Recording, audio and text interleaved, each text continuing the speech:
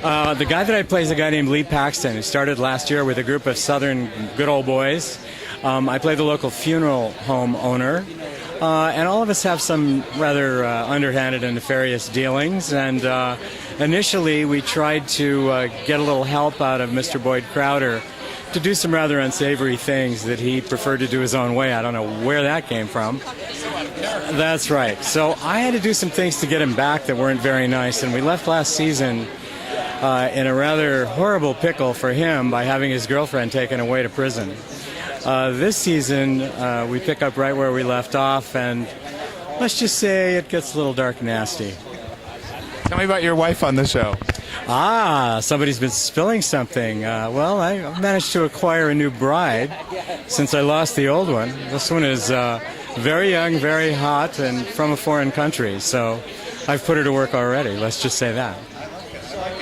Tell me about your career just as a whole. You've done so many different things. Of course, Lost brought you like a whole new level of fandom. Yeah. But now you kind of fit in anywhere because you're that kind of actor. Do you kind of feel that way? Yeah, I do, and it's what I always set out to do when I first started. You know, Hollywood's a really tight town, and for character actors, that's always a little more difficult. So along the way, you always just have to try and make whatever choices you can make to make sure that the range keeps coming into the picture.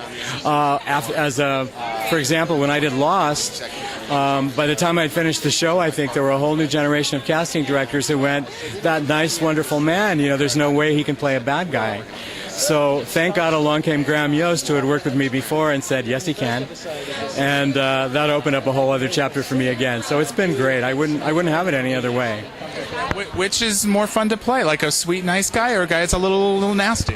They're both fun depending on the script and depending how layered it is and how much of a challenge it is.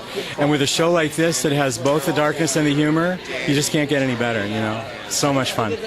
Tell us what fans can expect to see in the new season with your character. Well, Johnny's going on his own a little bit, getting his own business with some familiar faces from the past. Trying to make his way in the world without his cousin, and we'll see what happens. This is the world of Justified, so I feel like when things are going well, they might not for too long. Can we expect something long? I don't know. No, things go well, and not so well, and then they maybe go well again, and then not so well. I don't know. Yeah. What about just some of you guys do get your share of action in the show, whether it's just a gunfight or something more physical. Is that? Yeah, that's always a good time. Is that something you look forward to doing, or is that actually more work to do those kinds of scenes? Well, each one's different. Sometimes it can be more work, especially when there's gunplay involved. That's a whole other set of rules, and we're very, you've got very specific rules about guns and all that. Just the fist fighting stuff is a lot of fun until it gets a little out of hand, which has happened before. Not always. I mean, people, that's just, the more you do those things exponentially, every take, you're getting closer to something going wrong. So, and for me, for the couple seasons, I was just in a wheelchair, so I didn't have a lot of stunts to do, except when I did get thrown out of it onto my face.